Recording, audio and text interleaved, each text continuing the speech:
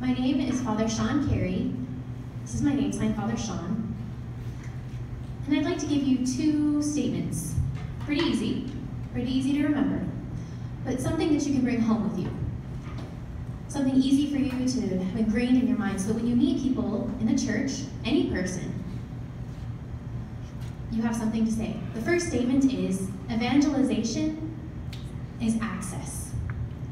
And the second statement is, no access means no evangelization.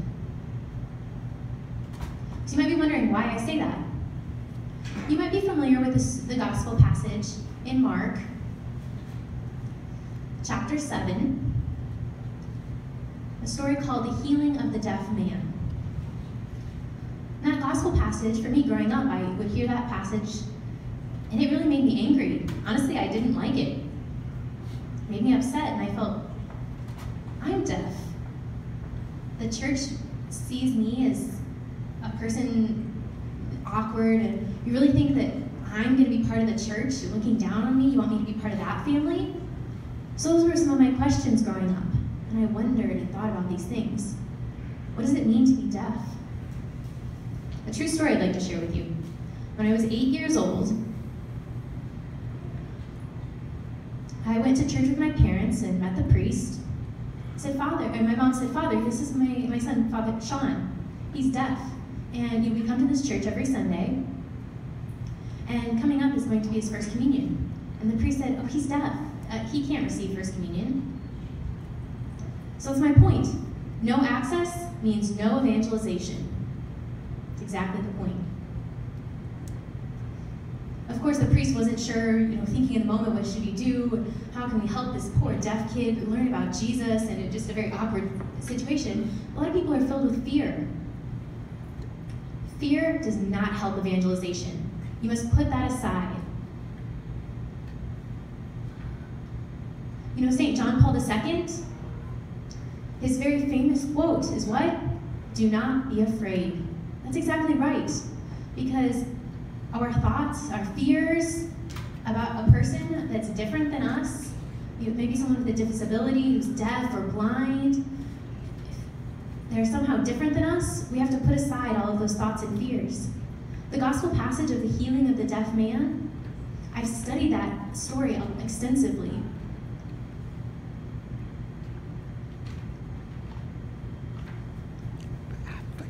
And as I've studied this story and continue to ponder and think about it, I really now love the point of that gospel passage. Because the point is that Jesus invites the deaf man off alone. Jesus and the deaf man walk alone. All the people standing in the crowd look at them as they just walk alone. Then Jesus looks at the deaf man right in the eye. And so that shows me something very interesting. That Jesus is willing to listen. He has good listening skills, and that's a model of what we are supposed to do, of a skill that we should have. It's very, very important. Listening. What does that mean? That we learn. Listening means that also that God is with us. Not just saying, oh, you're deaf, here's what you should do, all of these things. I know everything, I'm so smart, I know all about it. Here, let me tell you what to do. And the person might be thinking, you don't know my life, you don't know my faith journey, who are you to tell me that? Listening is the key to evangelization. Access is evangelization. It's very, very important. Like when Jesus met the deaf man, I love that story now. And I'm just amazed that yes, Jesus can make communication possible. And you want to know what happened at my first communion? So my parents tried another church, another Catholic church. Knocking at the door, the priest came and talked to us, and again, it was, oh, Father, we're from the other parish, and we're looking for a place to have first communion for my son here, who's deaf. And the priest said, no, I'm sorry, we can't do that. So we went to another church and tried again, another Catholic church. Same story happened again. Then again, we went to another church, and the same thing happened again.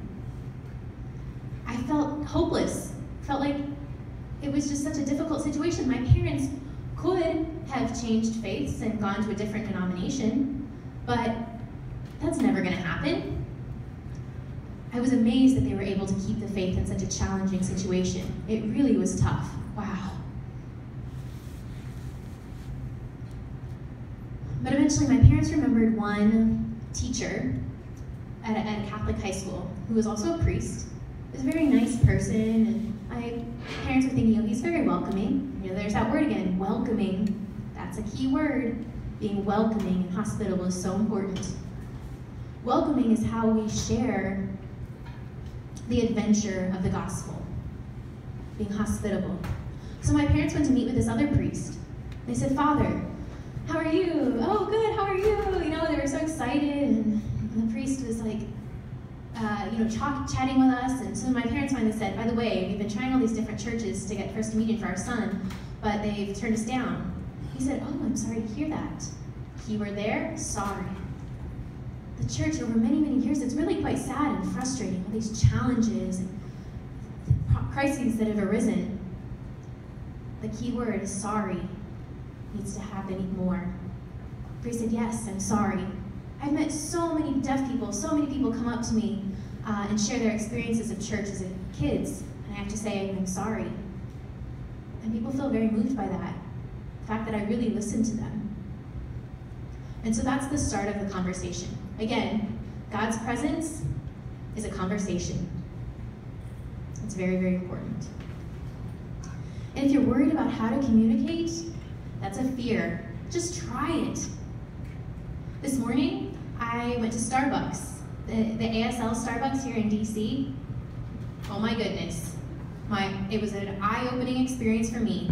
It was so exciting. Just amazing, because while I was waiting in line, me and my friend were there, we were signing to each other, and the hearing person in front of us met the worker at the front of the Starbucks. You know, all the workers there sign, and the hearing person went up to the employee, and they were so nervous, and they looked around at me like I could do something to help.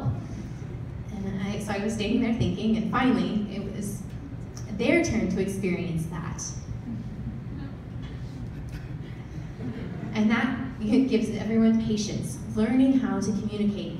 You know, the other workers trying to give them a pen and pencil, pen and paper to write back and forth, or the person was just so nervous. It was a really interesting experience for me to see that happen, because all my life, all growing up, that happened over and over again to me. Challenge of going to the store or the mall or wherever, trying to interact and communicate with people.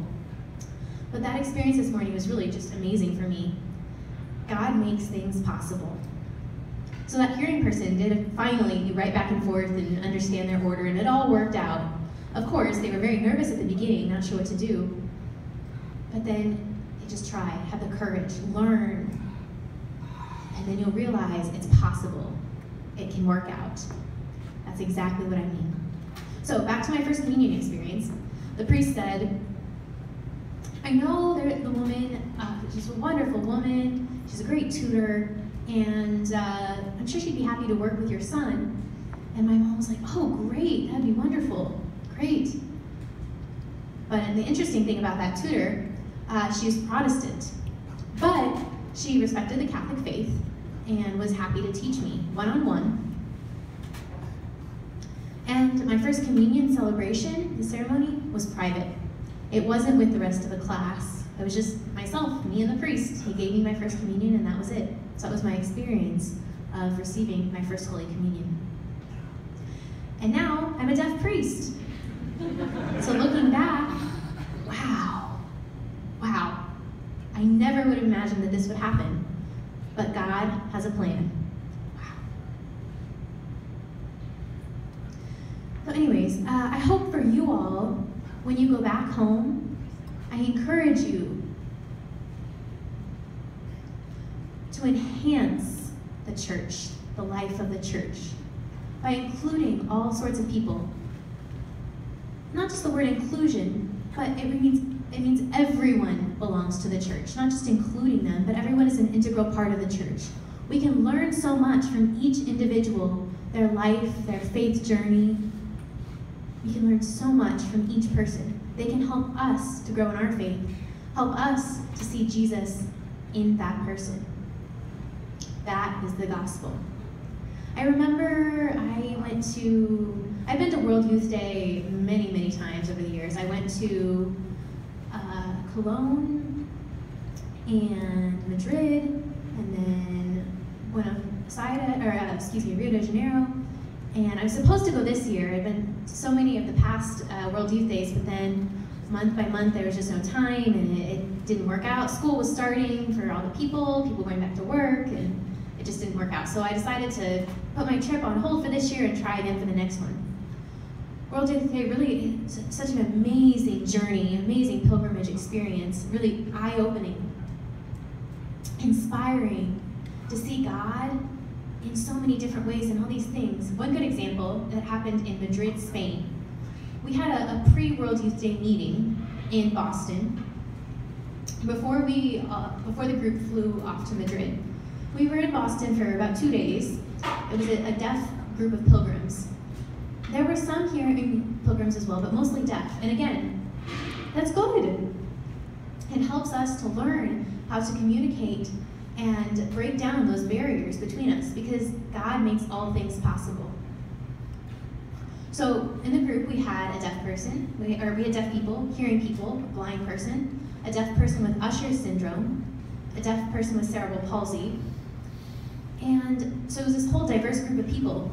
So one afternoon when we were still in Boston, the deaf person with Usher's syndrome came up to me and said, "Father, I have a question." I said, "Oh sure, what's up?" "You know, I have Usher's syndrome, and I'm gonna need some help from the group."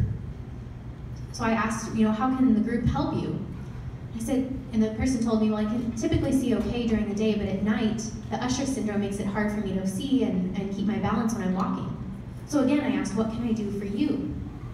And the person responded that if anyone in the group would be willing to walk with me, my hand on their shoulder, we could, walk together. And I said, "Oh, absolutely, tell the group at the meeting."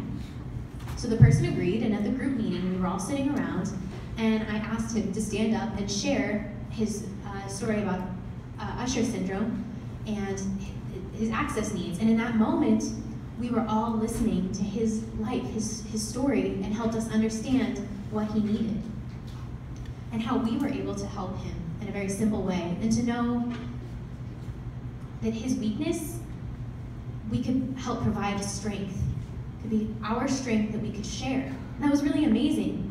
So after he shared, a hearing person who was blind stood up and explained how we could help him during the World Youth Day experience. So if you think about it, deaf leading a blind person, okay, that's definitely possible. It happens. It's an awesome experience. Just wow, it was amazing how that worked out.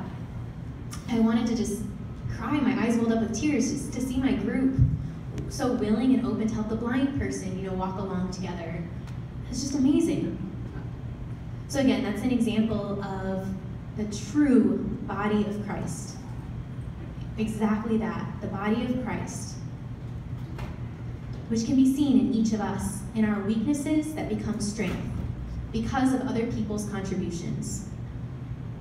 That's how the church becomes strong. That's what the Eucharist is for, precisely that.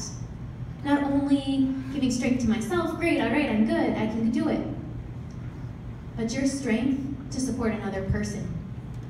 Other people's strengths to support you. Again, it's a two-way street, not just a one-way. It's a two-way street. It goes both directions. It has to be. That's why Jesus brought the deaf man off alone by himself to have that encounter, to show the other people that this really is a two-way street. Communication is possible. Everything is possible with God. If you can have the courage to just try and do it, don't be afraid.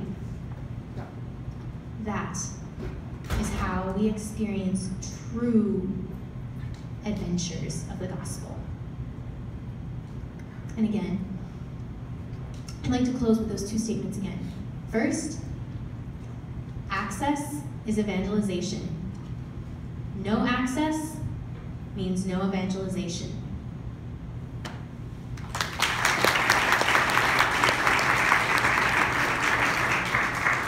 Awesome. Let's hear it one more time for a